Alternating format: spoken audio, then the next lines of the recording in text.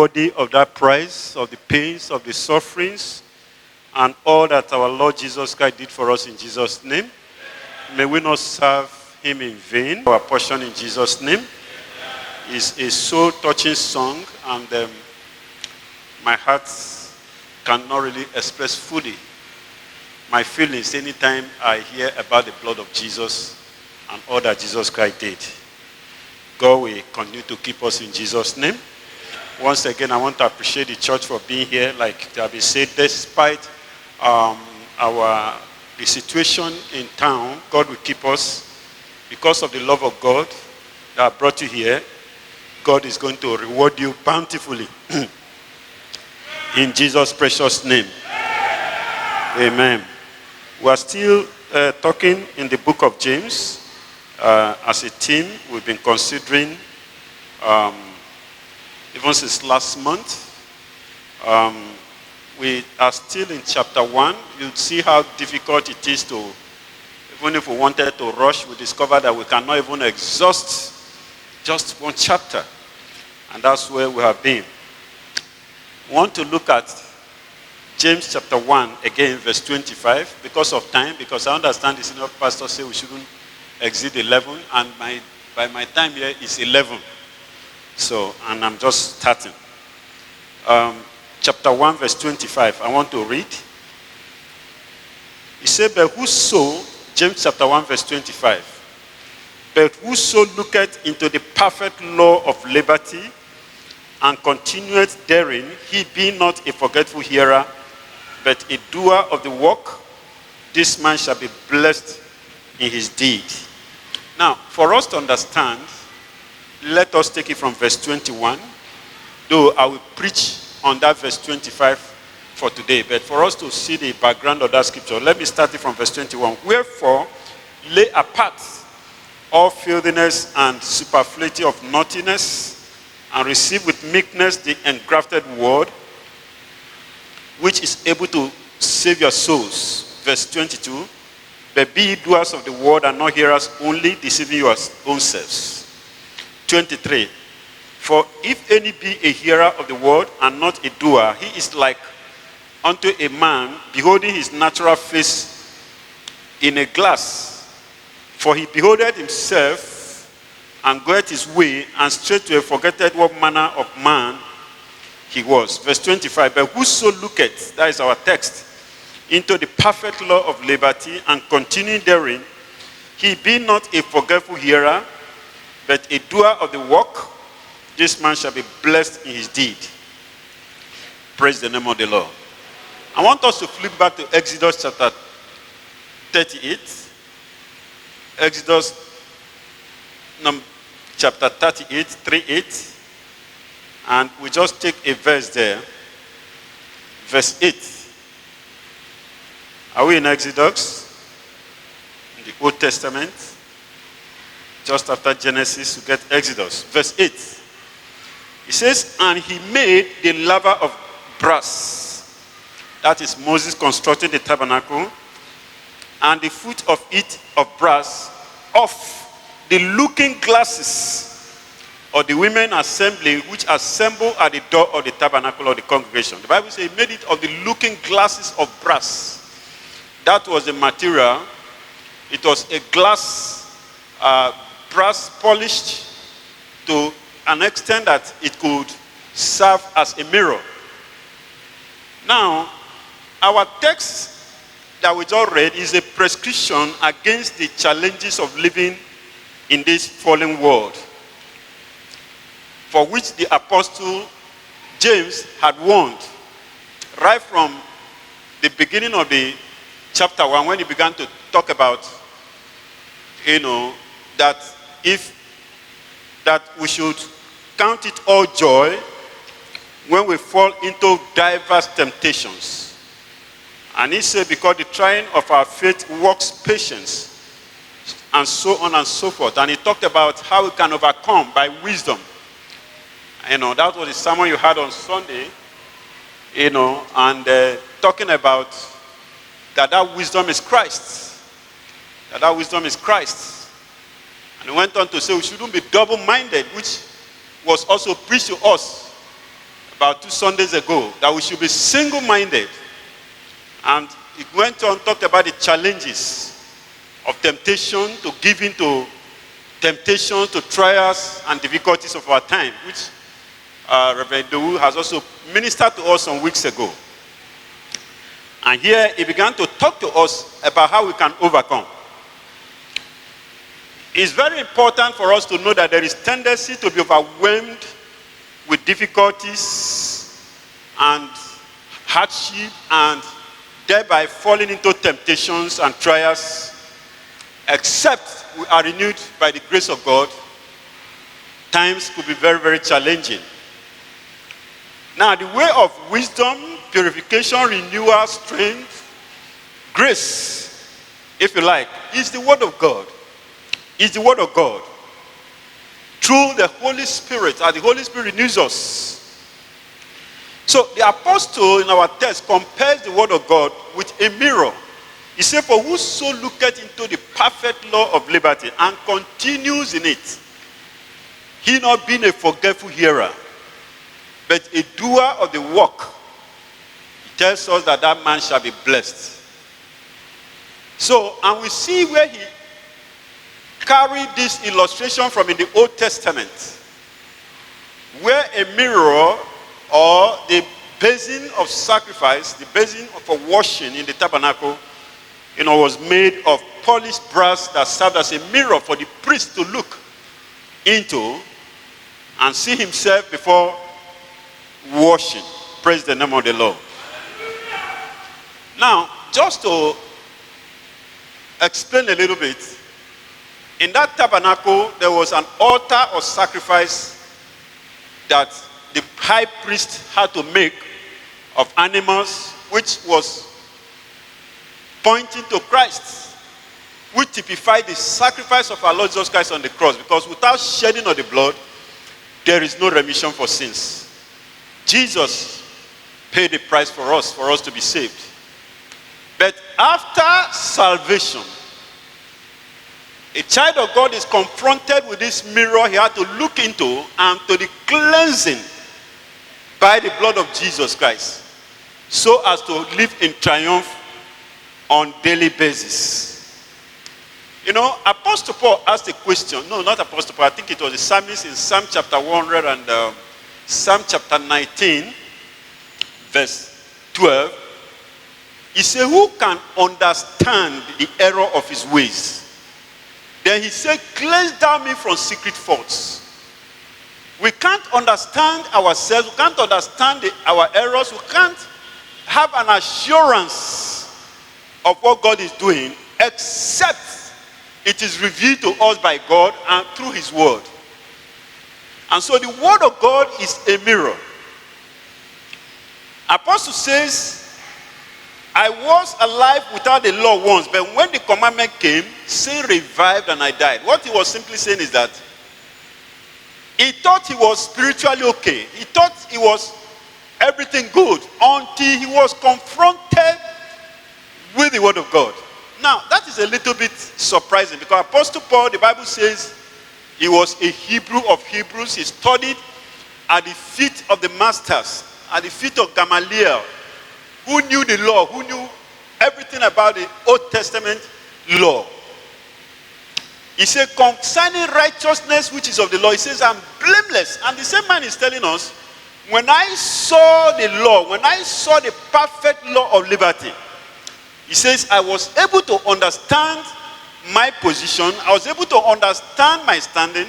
I was able to know about myself clearly as heaven will know it, or heaven knows. He says, and I was able to discover these things through the word of God. Praise the name of the Lord. No wonder Apostle Paul said we should examine ourselves on a regular basis. By what? By the word of God. We should examine ourselves. 2 Corinthians chapter 13, verse 5. He said, examine yourselves. Examine yourselves whether you be of faith. Many times, people tell us who we are. People correct us. But even the best of friends, the best of persons around us may not be able to reveal to us, may not be able to tell us perfectly who we are, except God reveals it to us by his word. And not even our denominations or wherever we find ourselves will be able to tell us exactly the true situation of our lives, except God reveals it. And that's why Apostle James calls it the perfect law of liberty. In fact, many instances in the book of James, he calls it the law of liberty. The perfect law.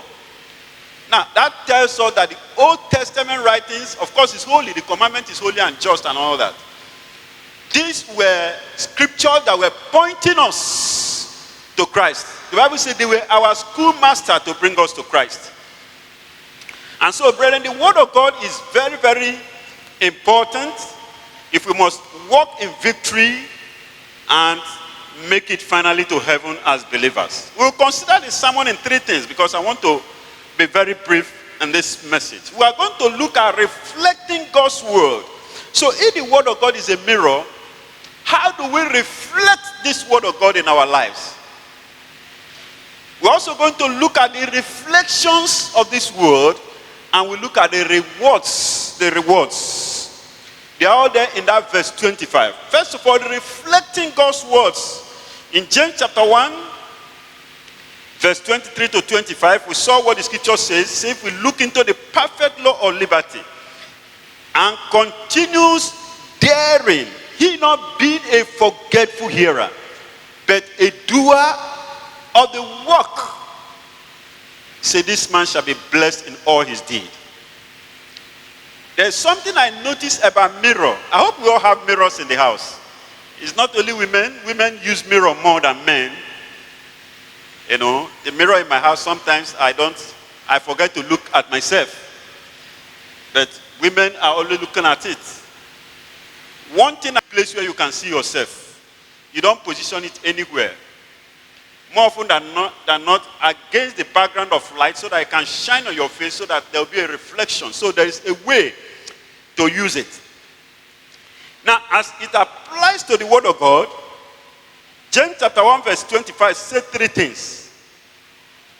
It says, whosoever looketh into the perfect law of liberty. So there must be an intentional looking. There must be an intentional reading of the word of God.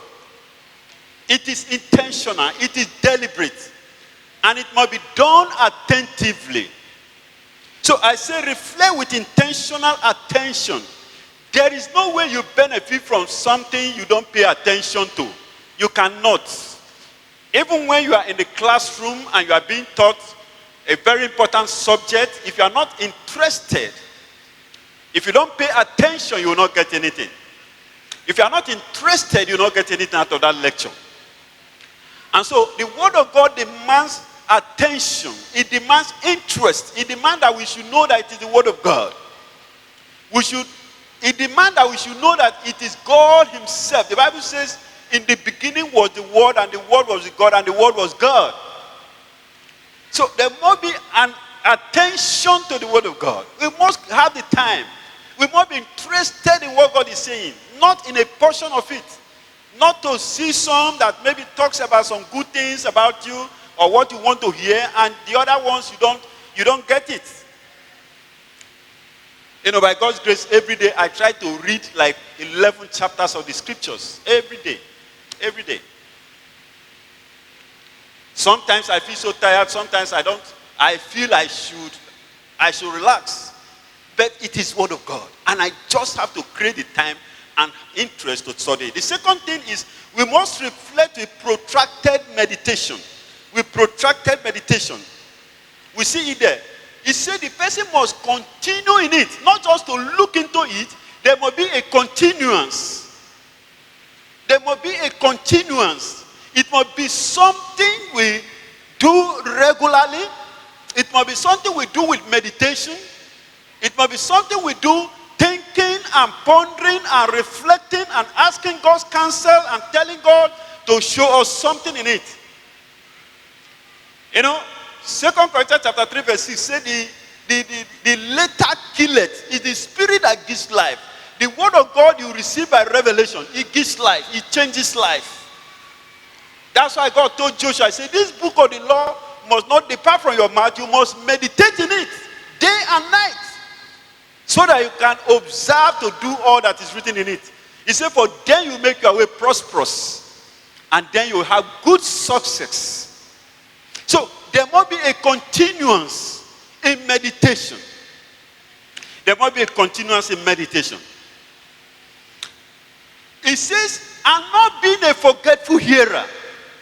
Not being a forgetful hearer. Not to continue alone, but you must not be a forgetful hearer. That talks about memorization of the word of God. We must receive it with interest, with attention, on daily reading. We must meditate on it. Sometimes after I've studied my 11, I read my chapters I want to read, I need to do a further study. You need books, additional books to assist you. But more importantly, you need the Holy Spirit to help you. And you need to put it in your heart. Because the word of God that you put in your heart, that you are not a forgetful hearer. That it becomes ready as a weapon, as a tool, as a counsel in time of need. Praise the name of the Lord. So we are not to be forgetful hearers. We must meditate, we must memorize. Praise the name of the Lord. Now, what are the reflections? The second point, what are the reflections of God's word? You know, that scripture says, this man not only is not a forgetful hearer, but a doer of the work. A doer of the work. In other words, he is able to receive from the word of God and abide by what the word of God says and carries it out. Action is required in the word of God. Action is required in the word of God. The first thing the high priest sees whenever he looks into a mirror is himself. He doesn't see another person. You, when you look into a mirror, who do you see? Who do you see? Yes, you see yourself. But many people, when they are confronted with the word of God, they just cancel and say, this is not for me. Oh, maybe this scripture would have been good for my wife. I wish that my uncle was here to hear this sermon, to hear what they are saying. Brethren, anytime the word of God comes, basically, it is for you. It is for you. So the high priest sees himself, first of all. And he sees himself as a priest. He sees himself as somebody who has been called of God. The person he sees there might be having difficulties, might be passing through difficult times, might be facing some circumstances challenging. The person he sees in the mirror might be having some ailments or things bothering him, but that does not remove the fact that he is the person that God says he is. He's Aaron. He's the high priest.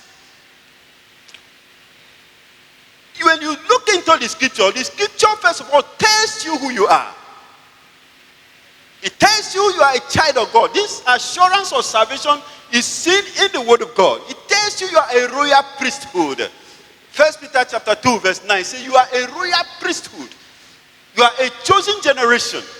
And these are scriptures that should build you up and to have an identity in Christ, and it's going to order your life. It's going to order your life. So you don't respond to situations or to challenges because of what they are. But you look at yourself as someone of God. When the Bible says, Christ has redeemed me from the curse of the law, it is for me. It is for me. I receive it and I know I'm not cursed. And that is the reflection you get. The first reflection is who you are. That you are more than conqueror. You are a victor. You know, I remember a lot of friends called me both from Nigeria, from abroad. Those, Dr. Yawan, we had that vandals came and vandalized your place and all that. And all. The first thing that comes to my mind, I just smile because that cannot define me. The first night I tell them, don't worry, I'm bouncing back very strong. Praise the name of the Lord. Because that's what God says about me. So he sees himself. That is the reflection, the first reflection.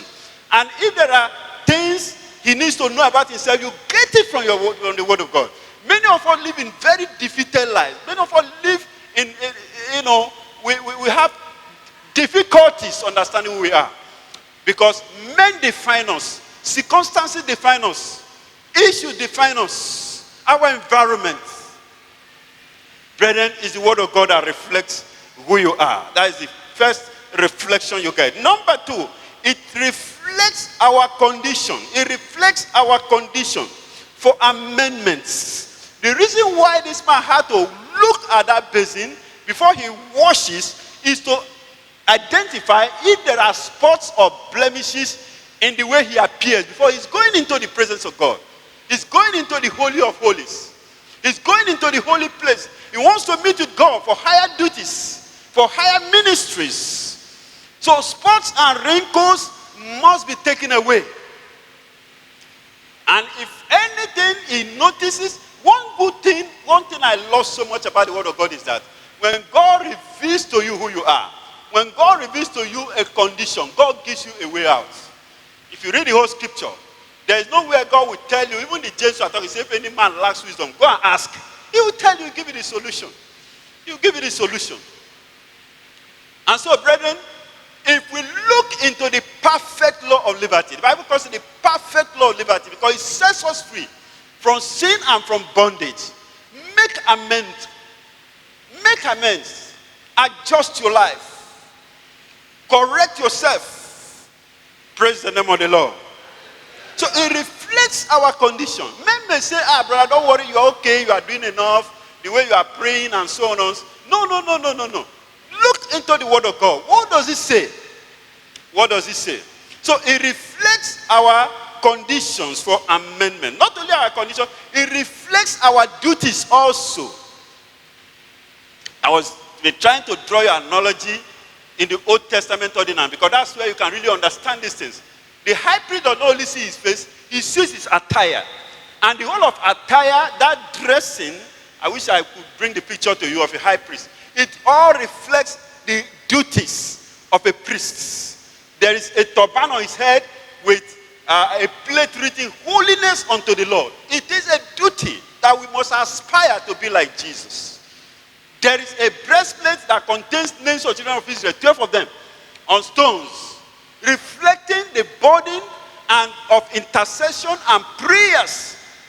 And prayers as he goes into the holy place, as he meets with God, carrying the burden. There's this tassel, around the hem of his garment that represents the word of God. To minister the word of God, to teach the children of Israel the statutes, the word of God, the counsel of God. These are our duties. There is no way you can serve effectively, without understanding the commission that God has given to us and its seriousness. Look at what is going on all over the world. They're all in the word of God. They're in the Bible. I remember when Brother Innocent called me about 3 days ago, before I posted on the platform. It's okay, I'll post so that you see what happened. Of course, I told him we have been warned. So I wasn't surprised when I saw what was happening. A lot of people got disheartened. A lot of people are always agitated and moved when things happen. But you as a child of God, you have the privilege of being forewarned. And we are told that to be forewarned is to be what? To be forearmed. You should know that these things will be there. God didn't say they won't be there, but he promised us victory. And may God give you victory in Jesus' name. So our duty is to preach the word of God, to pray for our nations, to pray for ourselves, to pray for our families, to pray for our generation. Because of the times we are living in. Amen. Now, there are rewards. He said, if any man continues not being a forgetful hearer, but a doer of the work, or what he sees, say, this man shall be blessed in his deeds. Let us show us. 2 Corinthians chapter number 3 tells us in one word, and that is where I'm going to begin to round up verse 18. He said, but we all with open face, beholding as in a glass. That is another thing that James said. He said, we all with an open face, beholding as in a glass the glory of the Lord. Which glass? The glass, the mirror of the word of God. He said, when we look into the mirror, when we look into the glass for the glory of the Lord, we are changed into the same image from glory to glory. Glory be to God. Even as by the Spirit of the Lord, we all, with open face, beholding as in a glass. He's talking about we beholding the word of God as in a mirror. That word glass is talking about a looking glass. The glory of the Lord are changed from the same image, from glory to glory, even as by what? The Spirit of the Lord. Amen. Romans tells us in Romans chapter 8, verse 29. He said, for whom he did foreknow, he also did what? Predestinate to be conformed to the image of his Son, that he might be the firstborn among many brethren. Brethren, the word of God transforms us into the image of Christ. He that looks into the perfect law of liberty and continues in it, not a forgetful hearer, take note of that word, but a doer of the work. The Bible says that person is going to be blessed. And what is the blessing? Paul told us, he said he's going to be changed from glory to glory. He's going to be changed. Your life is going to be changed.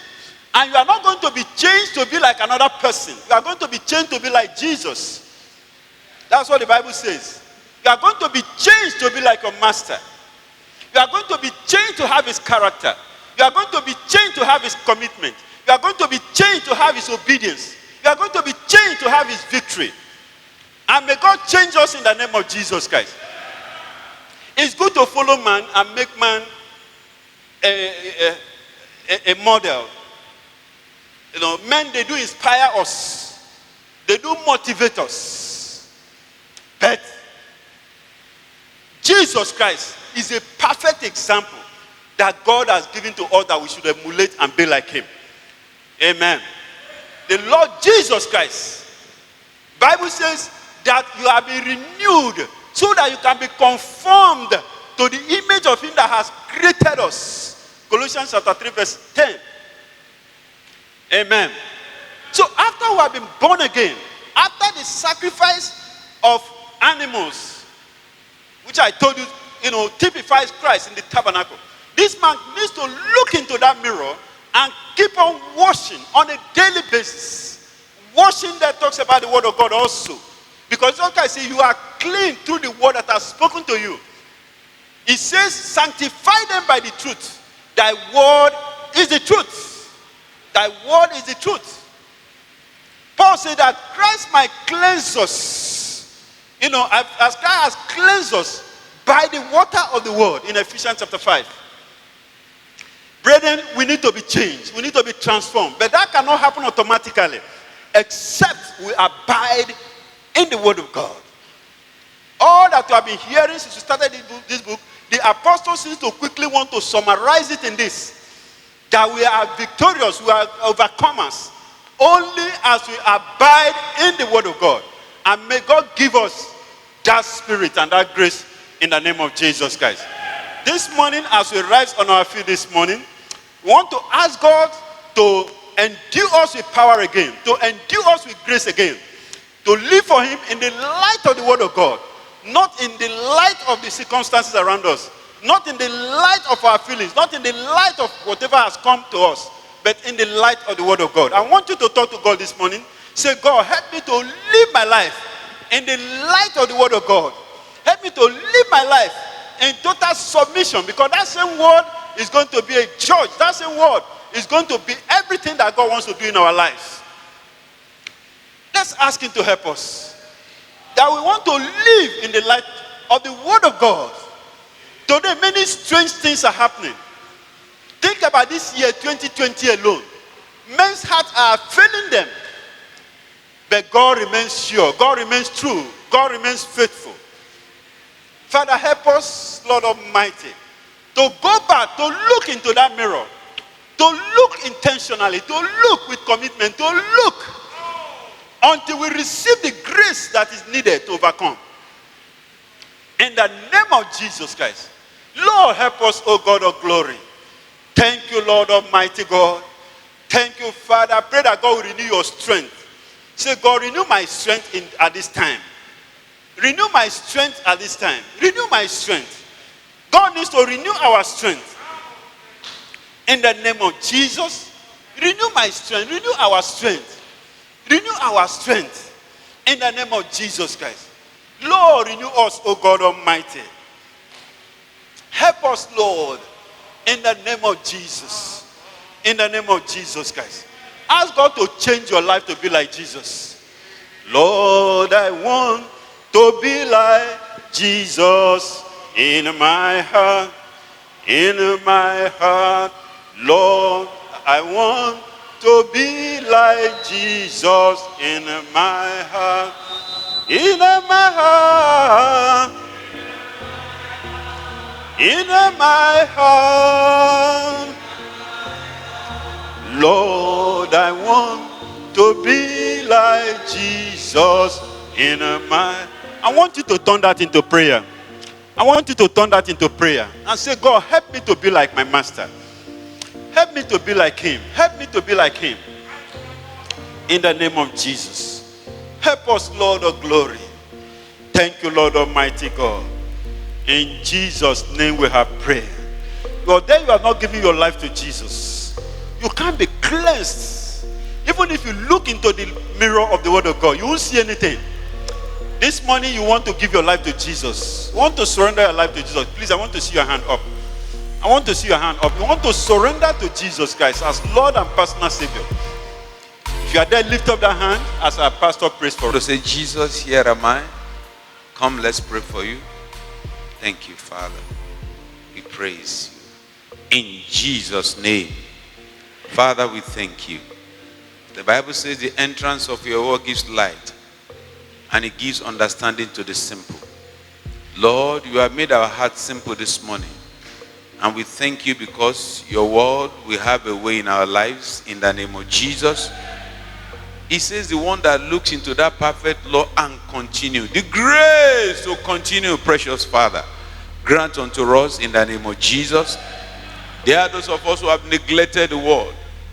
We pray for renewal this morning in the name of Jesus. Thank you for your son you have used to water us this morning. In return, precious Father, water him in Jesus' name. Present ourselves into your precious hand this week.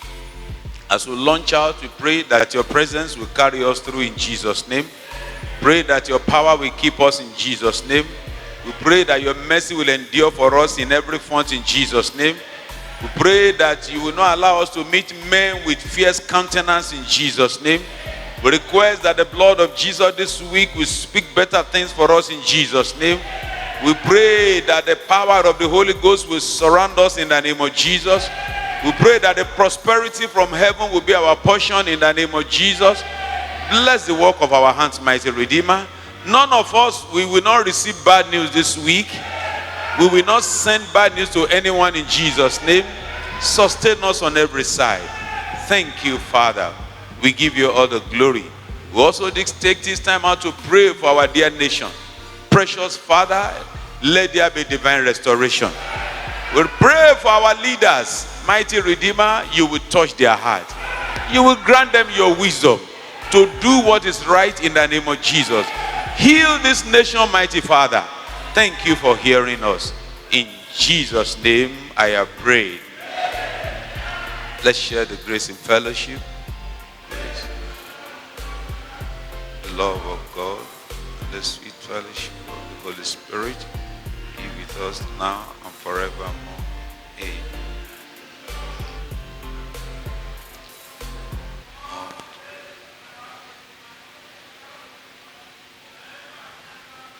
Amen. Visit us.